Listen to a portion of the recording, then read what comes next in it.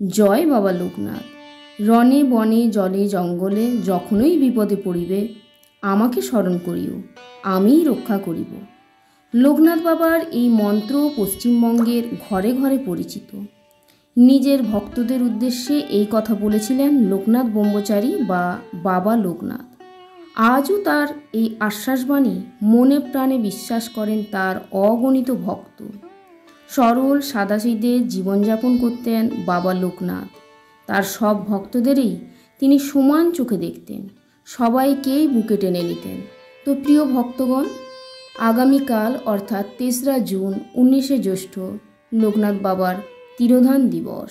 ১৭৩০ খ্রিস্টাব্দের ৩১শে আগস্ট জন্মাষ্টমী তিথিতে ২৪ পরগনার কচুয়া গ্রামে জন্মগ্রহণ করেছিলেন বাবা লোকনাথ। তার পিতার নাম ছিল রামনারায়ণ ঘোষাল ও মাতার নাম কমলা দেবী। লোকনাথ বাবাকে অনেকেই বলতেন শিব লোকনাথ। তার মধ্যে মহাদেবের অংশ রয়েছে বলে বিশ্বাস তার ভক্তদের মধ্যে। লোকনাথ বাবাকে খুশি করে তার আশীর্বাদ লাভ করার কয়েকটি সহজ উপায় আছে, যেগুলি আজকের ভিডিওতে আলোচনা করব। প্রিয় ভক্তগণ, আপনারা বাবাকে খুশি করতে কি কি করবেন সেগুলি আজকে ভিডিওতে আলোচনা হবে। অবশ্যই কমেন্টে লিখবেন জয় বাবা লোকনাথ এবং চ্যানেলটিতে নতুন এসে থাকলে সাবস্ক্রাইব করে পাশে থাকুন। তো বন্ধুরা, ব্রহ্মচারী বাবা অর্থাৎ লোকনাথ বাবার তিরোধান দিবস ১৯শে জ্যৈষ্ঠ ৩রা জুন। বহু বাঙালি হিন্দুর ঘরে এই দিন লোকনাথ বাবার পুজো করা হয়। সামান্য উপকরণ দিয়েই লোকনাথ ব্রহ্মচারীর পুজো করে ফেলা যায়। ১৯শে জ্যৈষ্ঠ সারাদিন যে কোনো সময়ই লোকনাথ বাবার পুজো করা যেতে পারে, কিন্তু সাধারণত দিনের আলো থাকাকালীন সময়ই লোকনাথ বাবার পুজো করতে হয়। কথিত রয়েছে লোকনাথ বাবা নাকি স্বয়ং মহাদেবের অবতার। উত্তর ২৪ পরগনা জেলার কচুয়া গ্রামে এক ব্রাহ্মণ পরিবারে জন্ম হয়েছিল বাবা লোকনাথের। লোকনাথ দেবের বাবা ছিলেন রামনারায়ণ ঘোষাল আর মা কমলা দেবী। জন্মাষ্টমী তিথিতে তিনি জন্মগ্রহণ করেছিলেন। ভক্তরা মনে করেন লোকনাথ বাবা খুবই জাগ্রত। তাদের বিশ্বাস লোকনাথ ব্রহ্মচারীর আশীর্বাদ তাদের সঙ্গে থাকলে যে কোনো কঠিন মুহূর্ত সহজে অতিক্রম করে ফেলা যাবে। বিশ্বের যে কোনো প্রান্ত থেকে ডাকলে লোকনাথ বাবার সাহায্য পাওয়া যায় বলে মনে করা হয়।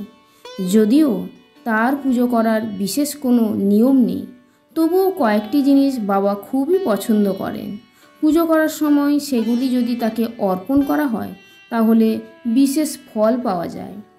তো লোকনাথ বাবার পুজোয় কি কি দেবেন? প্রথমেই বলবো, কথিত রয়েছে লোকনাথ বাবা মিছরি খেতে খুব ভালোবাসেন, তাই তার পুজোর প্রসাদ হিসেবে মিছরি অবশ্যই রাখতে হবে।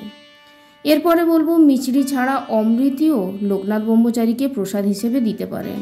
অমৃতিও লোকনাথ বাবার খুবই প্রিয় খাবার বলে মনে করা হয়। এছাড়াও যে কোনো সাদা রঙের মিষ্টি যেমন চিনির পায়েস, সন্দেশ প্রভৃতি দিতে পারলে খুবই ভালো হয়। এরপরে বলবো, লোকনাথ ব্রহ্মচারী বাবা চরণে যদি নীল শাপলা ফুল নিবেদন করতে পারেন তাহলে খুবই ভালো হয়। এটি করলে আপনার সকল মনস্কামনা পূর্ণ হবে। এরপরে বলবো, সাদা রং লোকনাথ বাবা খুবই পছন্দ করতেন বলে ভক্তদের বিশ্বাস, তাই যে কোনো সাদা ফুল এই পুজোয় ব্যবহার করা যেতে পারে।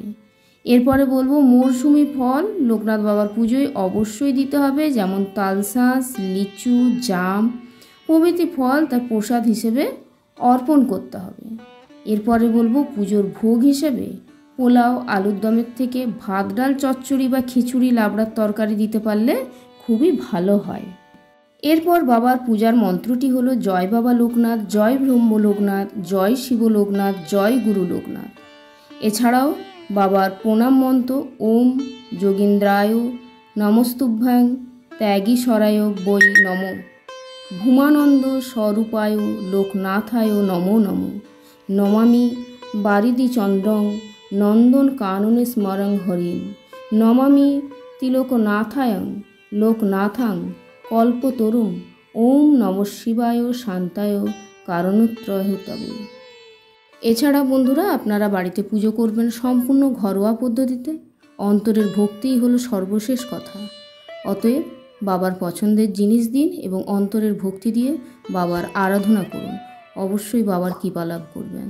জয় বাবা লোকনাথ। আজকের ভিডিও এখানেই শেষ করছি। ভালো লাগলে কমেন্টে লিখবেন জয় বাবা লোকনাথ। এবং আরেকবার অনুরোধ করব, চ্যানেলটিতে নতুন এসে থাকলে সাবস্ক্রাইব করে পাশে থাকুন। ধন্যবাদ।